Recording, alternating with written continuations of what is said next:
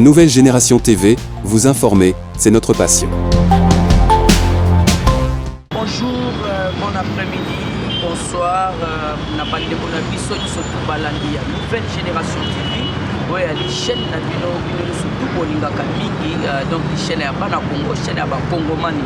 Alors, tu peux suivre nos mots partout vous êtes, les lots, tout ça on a un plateau, dans l'engue de Sakabino, dans l'engue kaka émission, pour les mingi et pour d'informations. En tout cas, place Bozali, Naza consulté Bino, bon début de la semaine, c'est le président chinois de l'île de Peso, Ali Molobeli Nabino. En tout cas, les ali chaîne Nabino, pour s'abonner massivement. Vous partagez, vous aimez, puisque vous êtes en train de comprendre comment la politique est en train d'évoluer dans notre pays. Pour mon niveau, un système, un phénomène parlementaire de vous, papa Etienne Tshisekedi doit mourir batika, mais ils allaient bien à Katiama solo, autour de l'élo, pour ya lundi. En tout cas, parce que l'élo ils allaient dans le premier épisode, tu répètes le deuxième épisode. Alors, premier épisode de Otozo Banana, l'élo, peuple congolais. Surtout la Nouvelle Génération TV pour partager, pour aimer, puisque de l'eau on va en parler. On va beaucoup en parler aujourd'hui, on va aussi s'échanger. Donc c'est lui où on peut se sentir que non, lésé ou soit où on peut se sentir un peu touché. Bon, car c'est la métier, puisque Ali Makambu Yaba Namboka Tokutika tête, on peut développer toujours dans Masolo, Nabiso, Yamukolo Walelo. Voilà, chers compatriotes, encore une fois, bonjour.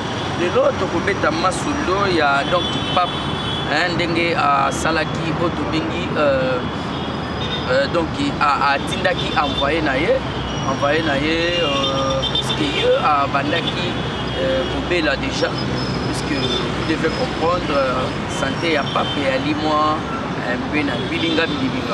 Alors, vous voyez, il prière, il fallait qu'il y a salle, pour salamate, pour salamate. Il faut tuer non pape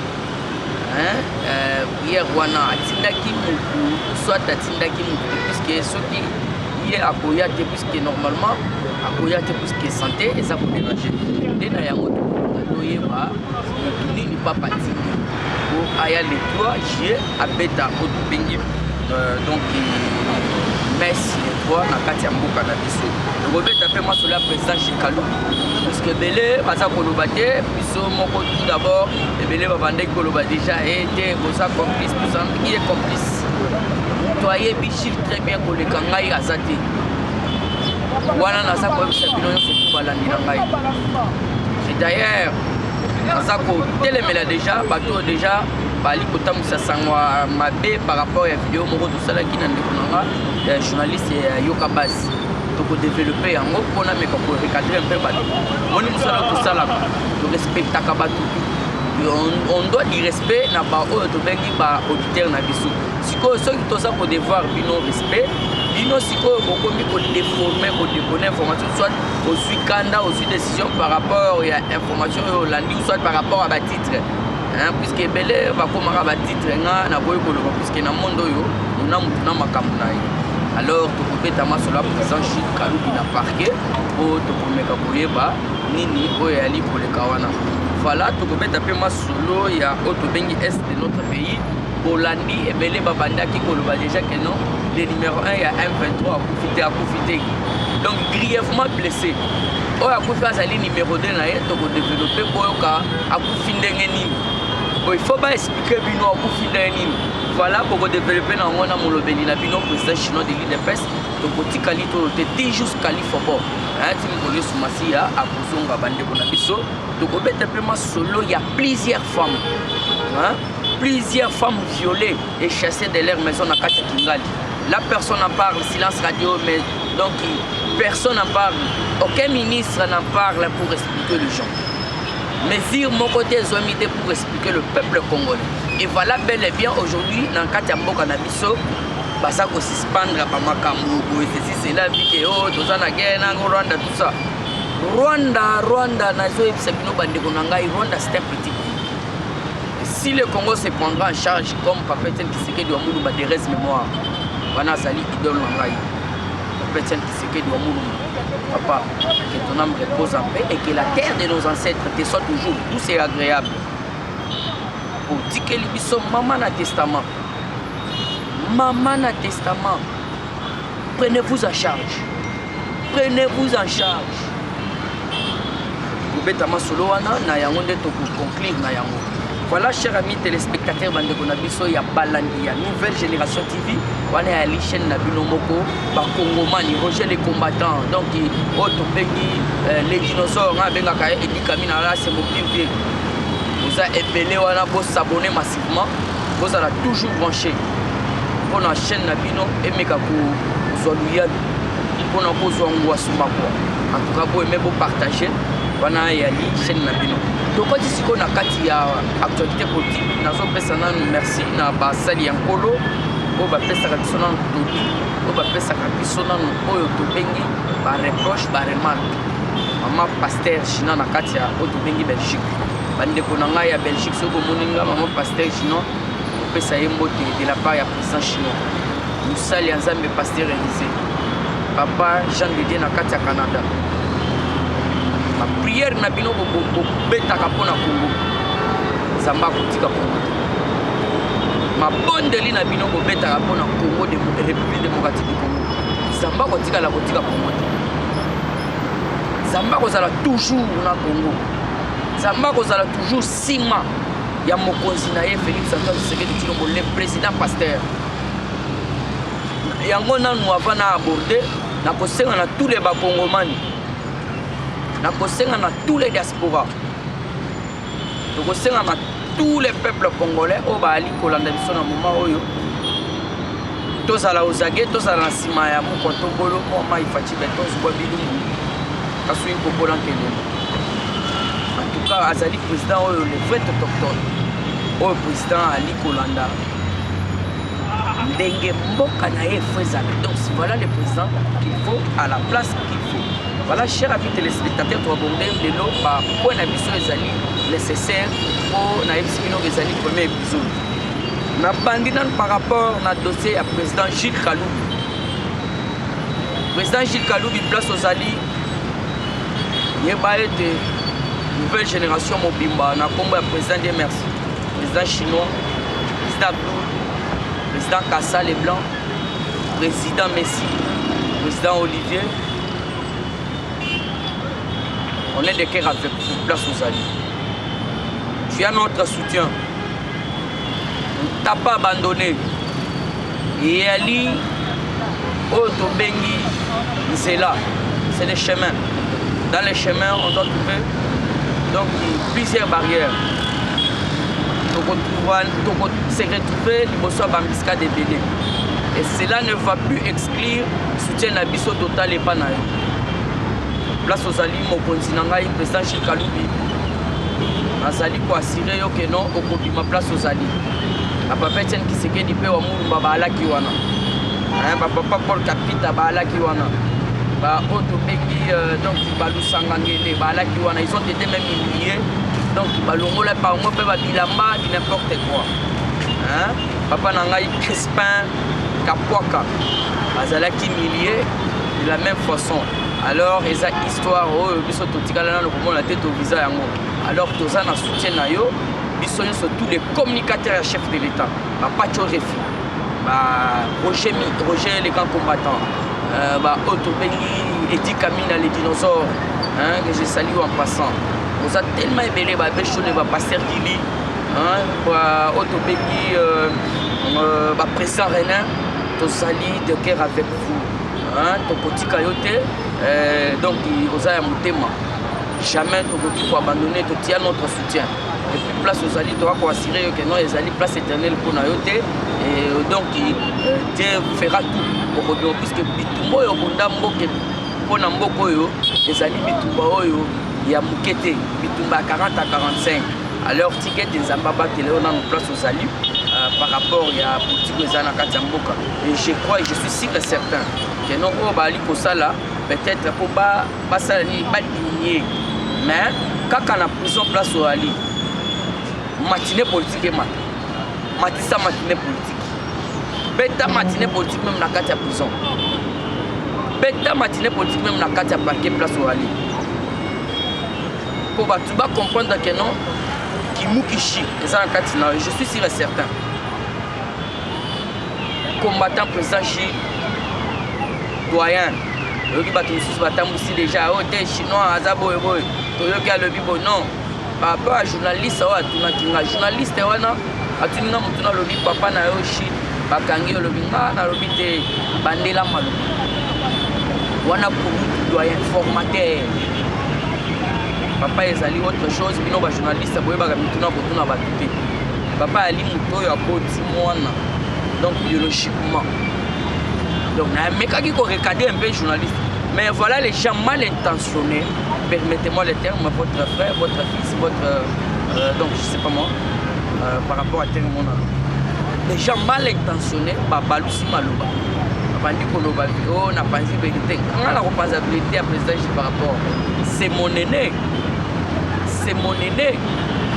lelo bokangi président Xi olobi ete oh Rwanda bo ceci cela même makambo eleki na Rwanda bo comprendre yango te makambo ezoleka na Rwanda nous on a des vidéos o barwandais bazokata bandeko na biso mituna ba machette silence radio silence partout communauté internationale foi na foi Monisco foi na foi awa guerre zana estet bitumbe zana est ba rebelle wana barwandais M23 bazali kosala bakoside Monisco zawapi oni ozawapi d'ailleurs na yoki que oni ndenge zana echa biso na embargo tala na yebi na nga dati te bachaki embargo jouni te bachamba mais mboko République démocratique du Congo ya na kati na bakoside M23 baye kosema trouble na kati ya mboka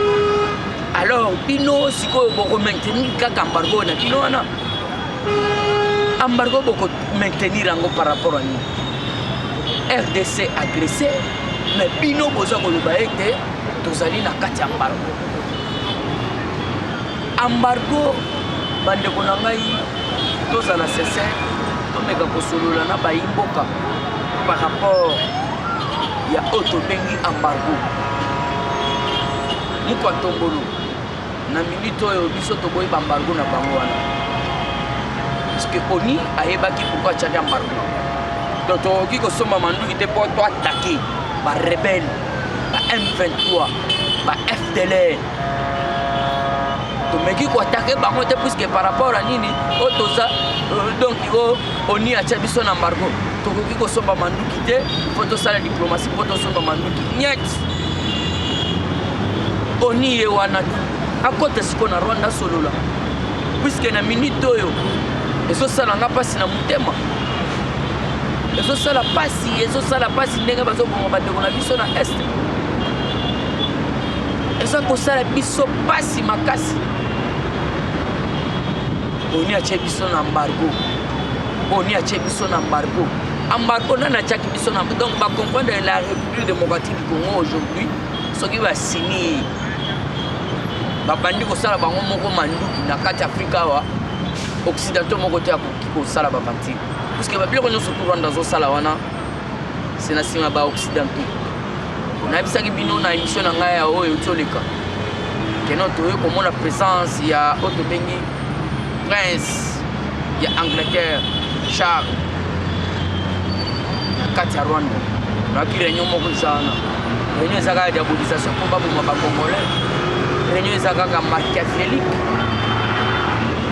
Et pourquoi vous ne voulez pas qu'on en parle de ça? Puisque Rwanda, on sait très bien que ma vidéo est allée. Donc, il y a plus de 143, 89, 40, 36, 878. Et comment Rwanda nous a massacrés. Kagame n'a pas une leçon morale à nous dire. La minute fatigue, on doit prendre tout à main. Tout est contre la main. Puisque l'information qu'il y a maman et les cas qui il y a lobby. Donc, soit samedi. Donc, samedi kita. De makambo na so ebisabino bandi na kati ya Kigali. Alors tokomeka kotangela na bino pour bomeka ko comprendre. Plusieurs femmes violées et quelques Congolais chassés de leur maison à Kingali. par des militaires du régime criminel de Kagame. Plusieurs femmes violées. Plusieurs femmes violées. Tous répéter pour comprendre makambazo sala bande kuna biso kuna na kati ya Kigali. Pour toza ko brutaliser bango ka momuke pour to la kisabango keno akomole pe bali. Ote docteur Denis Mukwege. En tout cas mes respects papa Denis Mukwege. Beaucoup de respect. Mais yoka na kati ya Kigali. Plusieurs femmes violées. Wana siko pour bailler la yo bango tozo comprendre te. Il faut ça l'appel message na oyo ko kende pe na kati ya Rwanda. Pour la République démocratique du Congo luka ba problème te. Merci na ba Kivusien, bande ko nga ba ya Kivu. Merci beaucoup. Dernièrement na soit message na bino mais faut pas prendre tout à la légèreté. Soto linga doit avertir déjà bien avant. Peut-être maman linga salamate. Il faut que tous les Rwandais babima sortent de la donc na kati ya mboka wana. De cette province-là, il y a celui qui Kigali, je ne sais pas si c'est une ville, moi là, je n'en connais absolument rien. Soki Kigali est la ville, Soki capitale, je ne sais pas moi, par rapport à ça. Donc nous devons comprendre que non, il faut que nos frères et sœurs, Baoyo, Bazana, Katia, Rwanda, c'est le bon moment. Il y a que non, ce moment où sala nanu ba auto bengi ba commerce kuna na kati ya Rwanda, c'est le bon moment ya kokata nanu makambo obima. To lancer message ya bande ko na biso ba Congomani ya solo ba Congolais o ba ali ko se trouver na minute na kati ya Rwanda obima nanu. Et le moko te boko kiko sala kuna usot boko ko gagner kuna bozonga na mboka na bino. Rwanda sali la kakurana biso. Rwanda ibaka biso ba minerais asalaka di n'importe quoi pour zo ba combattre coltan tout ça ceci c'est là. Moi na mboka solo fatigue toi télé bien le pas de question. Il faut traitement des îles d'or. Traitement ya auto bengi ba or ba cobalt ba nani ba minerais puis c'est tout ça na belé ba manganèse ba cuivre ba étain ba zinc aluminium tout ça na beaucoup de minerais puisque il faut comprendre que pourquoi Babanda Kobenga, République démocratique du Congo, c'est un copperbel. Par rapport à minéraux, nous avons cotisé dans la carte. Si vous voyez comment la Rwanda s'est proclamé à le bureau, le premier pays producteur. Le premier pays producteur, il y a cobalt, il y a or, Rwanda yo salakana or. Parce que bande kona biso ba Congomani naza kusenga bino bozonga na mboka na bino parce que information yo esali biso passe na motema. Plusieurs femmes violées et quelques Congolais chassés de leur maison na kati ya Kigali, de leur propre maison na kati ya Kigali, non ba bimisi bango ba bengani bango et pas ba soda ba basali ba biloko wana ba soda. Ba soda nde basali ba biloko wana ya ko bengana ba oto bengi ba Congomani pe ko violer ba mama na biso ba Congolaise oyo bazali kuna na kati ya Rwanda na Kigali précisément. Bato basali biloko wana ya ba civil te et ali ba militaire, il y a régime criminel, il y a tout Kagame rwandais. Silence radio. Nos mamans vraiment violées na kati ya Kigali. Et puis ici bozo ebisa biso te ba Rwandais bo. La police na biso yo batelaka bango ba Rwandais, biso ba boma biso ka kuna ba violaka biso ka. Ba violaka ba mère na biso, yo batela ba o bazao. Bo ebisa bango nde ba bimati puisque les accords ont été abolis. Hein? Tous les protocoles d'accord ont été abolis. Si ça fait bango ba bima. Bakende et pas na bango puisque ba on a biso basakuna donc makamozo le kapuna kuna fait pas même idée. Merci na bande kona biso pour s'abonner toujours massivement pour bande ko partager na bino en temps réel pour aller information na ali en direct ya Rwanda. Ozo luka vidéo ya maman ba mo konde basako loba na Kinyarwanda puisque ngai na bana na ba bato ya Ebwenge, bato ya donc Losako, Bawetwaou, Amujambo. Parce que bato ya Amujambo wana bakomprenaka et surtout mingi bato ya côté est. Bango pe bayokaka Kinyarwanda trop. Là nazuka video na bitala. Ndeko na ngai.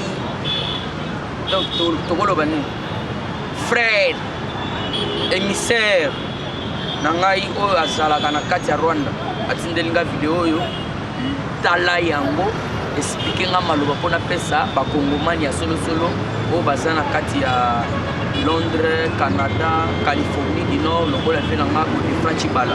En tout cas merci beaucoup vieux. Donc zamba batelo vraiment bazwa mwa ba image nde na yango atindi atali na tindeli atali video.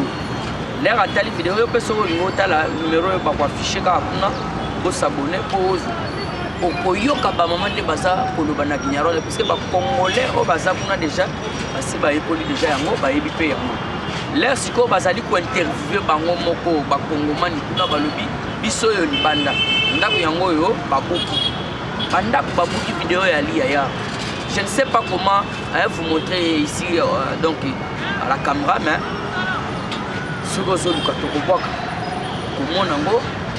donc yo moko vraiment. Alors c'est pourquoi na boye psepino ba congolais ba leli ba lobi banda ko ba buki ba mama pe violé moni pena mama na mwana donc oyo a violé mama aya azuli sous mwana a violé parce que tala te même mwana 2 ans même mwana 3 ans donc ba yebi na bango kaka sabotage. Siko na yango ba mama ba betimbela biso nga atake molobeli ya mboka molobeli ya Fachi Beton Kishimo mai et grand esprit zo mamu zuba bilu na kosenga na bino nyoso to ba kongomani bozongo puisque wa fafe na fafe to bandaki kobelela mboko mais malheureusement système oyo ba kati ba parlement.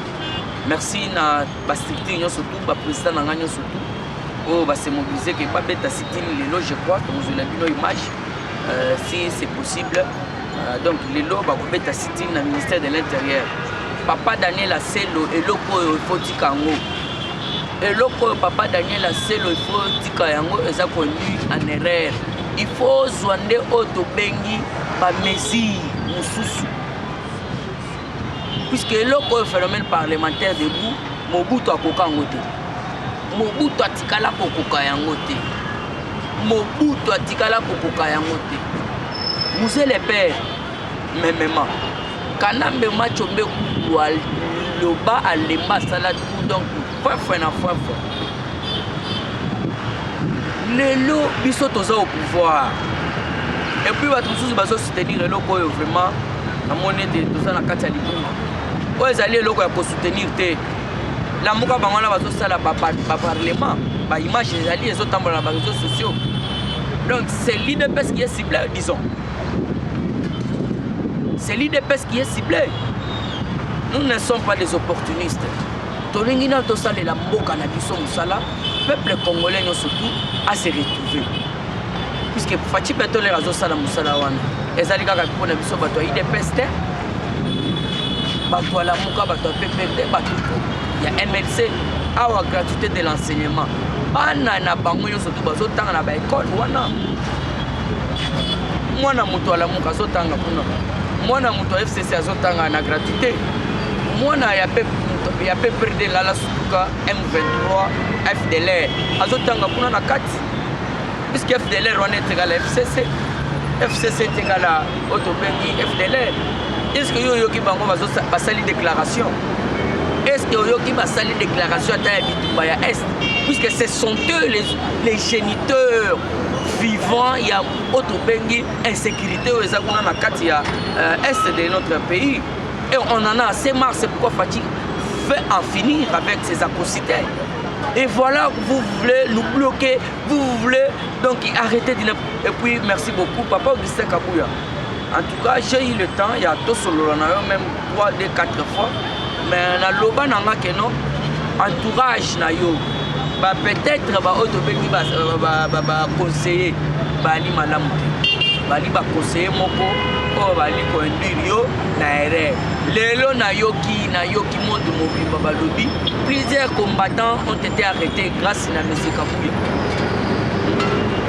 président Julien wana malgré bakangeli makambo ya auto bengi incitation à la haine tribale na message ya xénophobie baso kufanaka na kombono na muno Pati Ntumba ye wana na kati ya makala déjà alati bilamba ba photo ya ali ye wana lobi azo kufaka na kombono na muno ba Elombe papa na biso Elombe historien vous avez notre soutien uchiluba bambile ni buku ata mutu buku ata nshimu hein buku ata mutu buku ata nshimu naza toujours na bino de bonangai oyo ekangi bino ekangi pe biso alors vous avez un soutien à biso sans condition soutien à biso pas na bino ezali sans condition bango pe balobi kaka okise Kabuya adoki lisusu lumbu soki lumbu nani wana bakangi ye pe akei donc c'est toujours azo kufoka na kombo okise Kabuya et vous comprenez que non bato baso okufoka na kombo na munoko malgré peut-être okozala no innocent mais baso okufoka na kombo na munoko papa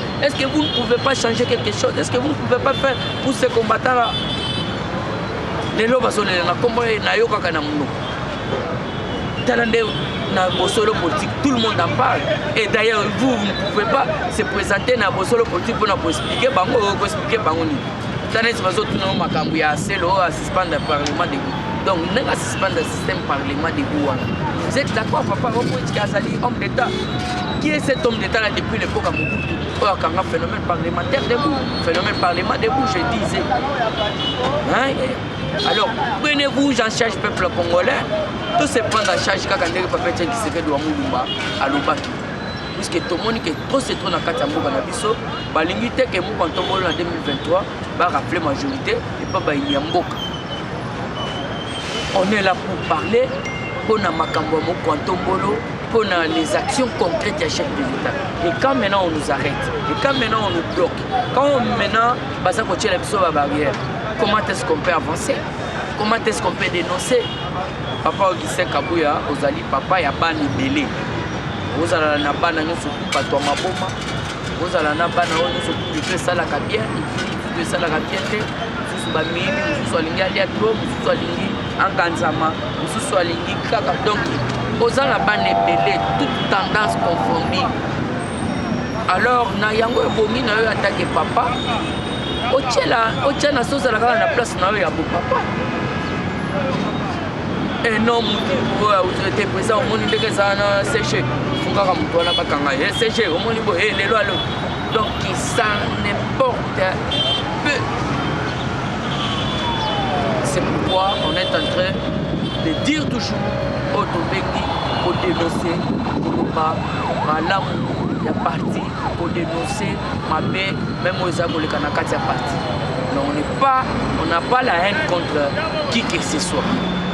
Les autres, la présidente de la Zambie, pour Nakati Apolo, la historien déjà, Bango Bakanga, déjà depuis Kala Nakati Makala. Alors, les Bango, ils allaient pour ça la mission passe. Donc, en tout cas, et donc monnaie de singe, puisque Baza peut pas combattre, pas la Boko. Et c'est le bon moment, ce régime, mais il se retrouve dans Boloko. Hein? Imaginez-vous, mettez-vous à leur place. Toujours dans la actualité politique, pour token de Kochité, tu remettes un peu ma solo, il y a pape. Le pape François, Anila qui va être on a prié, il fallait que Bétama la République démocratique du Congo, Papa Anila qui a monté. Atindaki envoyé à Pape Combo Naé Zali, le cardinal Pietro. Le cardinal Pietro a koya pour ça la messe. Les trois na Katamboka na biso. Ali envoyé à Pape Yemoko puisque Pape Azako Bela. Genou et a suivi mal au genou. Genou, il n'y a pas besoin de problème. Alors, moi, je ne peux pas se déplacer. Les athées. Il y a un début à l'émission pour des formations. Et non, pas Patindaki. Donc, il y a Coutinho, ceux qui ont été dans les élèves foyer. pour la messe au ça la République démocratique du Congo les droits. Si je ne m'abuse pas, ça sera un certain dimanche. Alors le cardinal Pétrou, ça va beaucoup pour Vatican. Le cardinal Pietro, merci beaucoup. Mais Okoya, bisoto kokomaka na kaliko na papier, yo moko kotanga. To koma simplement ambongo liberanto. Ambongo liberanto. Ambongo liberanto. Ambongo liberanto. Ce message wana ndeko za envoyer papa. Memeli biso kuna e papa. Ba cardinal ndeko wana to ndiko yoka bango. Yo pe za cardinal zoya. Est-ce que makambo mbongo zo sana kati ya mboko? Yo pe sala ngo kuna. Na mboka place wali soki na Vatican, soki na nini tout ça. Est-ce que ambongo sala kango? Oyo sala kuna malamu pona mboka kuna mbongo ezakaka ko contre-égaler. Kocha peuple en confusion. Oh, balingi basala auto bengi donc balkanisation. Balkanisation est longue fatia bundi nango. Donc il y a le pas question de minembo que de tout ça c'est là. Bato ba yakina bango mbena ba même pas kozonga chez bango. Et d'ailleurs déjà oyo bazakuna côté ya Kinkoli. Bokende bo vérifier de yakuna côté ya Kinkoli. Ba maman de ya ba belela ki mokolo de la mboka président chinois. Alors to koyeb sabino bande kunangai donc prière au papa kosala envoyé na ya kosala kozala maman na prière to kosenga na ye amemela biso kaka to bengi information ya keno to lingi ya mbongo te parce que mbongo ça ko combattre les pouvoirs en place asa ko combattre les pouvoirs en place alingi gratuité te alingi sécurité te alingi auto bengi bosomi à peuple congolais il y a tout au facha ça les amabé et avec un cardinal il y a le lengue wana voulez-vous que les choses marchent mieux et pourtant pour la tête puisque par rapport à yé azana be code catholique belé or l'unité gratuité à la kuna ça le gola donc mutazana musuna mnoko facha ya binisi yango en tout cas to kosenga na cardinal Pedro mettre la mission maman na prière kati ya mboka mais azo message amemela yango auto bengi donc cardinal auto bengi pape François. Voilà chers amis téléspectateurs bande pour na biso balandi nouvelle génération TV wana li premier épisode ya mokolo lelo donc actualité ezali lelo yango na auto partager botika la koyeba na yango kino donc na este donc Makamuzalaki Makasi a fait plusieurs violents combats après donc des violents combats et Bundamaki kuna na Est donc il kotala que non le numéro 2 du M23 M. Bonezo M. Bonezo a été abattu après des violents combats au village Changa c'est dans le territoire de Rungoni Rungoni. Donc on a eu confirmation il y a autre bengi FRDC na biso et loko ya makasi FRDC béton.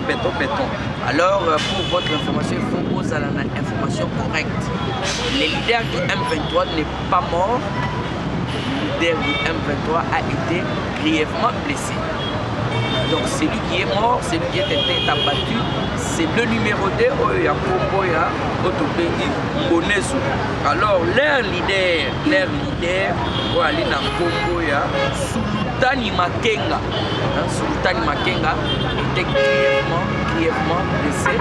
Donc on a ali bilan ya lobi le cas de donc puisque bazwaki bombardement likolo, frappe à likolo. Frappe maintenant ya likolo Sultani donc azwaki ba blessure ya makasi donc fage yali Bonezo wali imerude wala donc subalterne na ye. Alors vous devez comprendre que non FRDC a monté en puissance et qui makasi alors il y a qui va bombardement na epsa bino a na République démocratique du Congo donc on a bossé à force régionale wana te force régionale wana fati déjà abandi déjà boye postale lango boye aza d'accord te na yango. Alors vous devez comprendre que non FRDC et kusala makasi ko même na force régionale.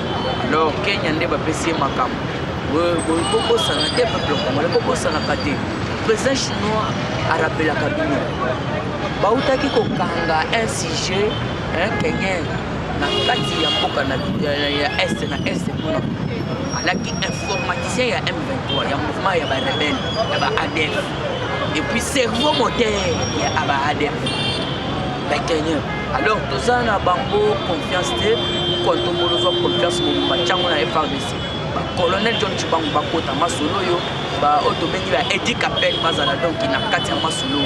Voilà, chers amis téléspectateurs, on a ali mon bino président chinois donc na tongo ya lelo na sepeli kona pesa bino oto bengi film oyo. Alors tokutana alors ceux qui zamba sur bino deuxième épisode ceux qui zamba sur biso deuxième épisode nous avons d'ici soir puisque nous quand tombolo à Kebo à recevoir pour ya oto bengi Lumumba na kati ya aéroport de Njili. Voilà, tokutana prochain numéro. Merci beaucoup de la vie pour le fond des grands managers. En tout cas, merci beaucoup Najama Maman Denise Nakero, merci beaucoup. On est de cœur avec vous. Maman Marthe Kassalou, Zambaba, téléphone pour ça. Bissou, la Fati Béton. Soko Botaki Fati Béton. Le Congo, il y a des Kalawa. Les autres, ils ont une usine, il y a câble, il y a fabrication, il y a câble électrique. Les autres, ils ont une usine, il y a traitement, il y a donc traitement dans la Katiamboka. Donc eloko bango na bakokaki kosala te yango wana Fati asali lelo na kati ya mboka grâce ya maman Marthe Kasalo na papa Jean Kisekedi wa Muluma puisque bateau ya PPRD bateau ya Lamuka baza mayele te tozwa 38 ans 30 ans ya Mobutu soit sur 18 ans sur 20 ans ya Police Kanam plus 3 ans ya papa Laurent Musée Désiré Kabila mutu asala infiltration sur infiltration ya Barwande sangisango kopesa biso ba 50 quelques années parce que vous voulez que non pas si ya peuple congolais à 50 quelques années Fati alongole yango dans 3 ans 4 ans. À quoi sert vos cerveaux? Donc dans nos prochains numéros. Merci à ma maman na biso ma maman diaspora, ma maman à BCDC, ma maman à Londres. Donc maman na ngai maman Thérèse, maman Yvette, grand-mère la besi no mbote. Ta ba ba ngaka pe mbote te donc eza esengo bozo kaka yango maman. Donc pour des grands, on fait dans Rambo Siroc, vous avez tellement belé. Donc dans nos prochains numéros. Ciao.